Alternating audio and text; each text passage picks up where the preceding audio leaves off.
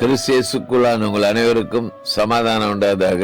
இன்றைய தியானத்துக்காக எடுத்துக்கொள்ளப்பட்ட வேத வசனம் ஏசாயா 41:9. நான் பூமியின் கடையாந்தரங்களிலிருந்து உன்னை எடுத்து அதன் எல்லைகளிலிருந்து அழைத்து வந்து, நீ என் தாசன், நான் உன்னை தேர்ந்து கொண்டேன், நான் உன்னை வெறுத்து விடவில்லை என்று சொன்னேன்.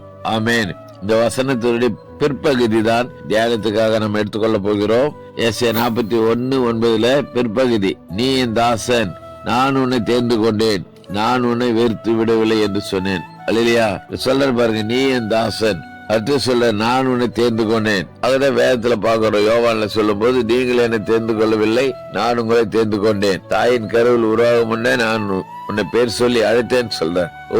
உபத்திரவத்தின் குகையில உன்னை தேர்ந்து கொண்டேன்னு சொல்றார். உலக தோற்றத்துக்கு முன்னே நம்ம தேர்ந்து கொண்ட தேவன். அவர் சொல்றாரு, நீ என் தாசன், நான் உன்னை தேர்ந்து கொண்டேன், அதனால நான் உன்னை என்ன பண்றது இல்ல, வெறுத்து விடவில்லை.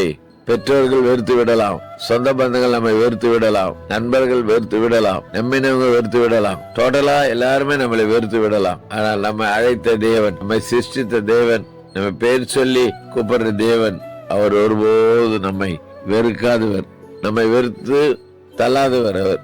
ஆகவே அவரை சார்ந்து அவருடைய வசனத்துக்கு கீழ்ப்படிந்து பரிசுத்தமாய் வாழ்வோம். 2024 ஆண்டு முழுவதும் நம்மை வெறுத்து விடாதபடிக்கு, வெறுத்து தள்ளாம நம்மை பாதுகாத்து போஷித்து பராமரித்து ஒரு புதிய ஆண்டுக்குள்ள இன்னும் கொஞ்ச நேரத்துல நுழைய போறோம்.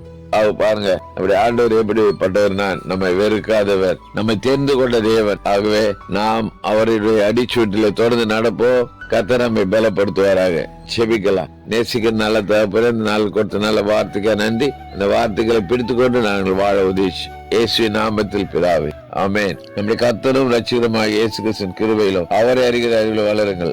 அவருக்கு இப்பொழுதும் என்னென்றைக்கு மகிமை உண்டாவதாக. நம்முடைய கர்த்தராகிய இயேசு கிறிஸ்துவின் கிருபை உங்கள் அனைவரோடு கூட இருப்பதாக. ஆமென், ஆமென், ஆமென்.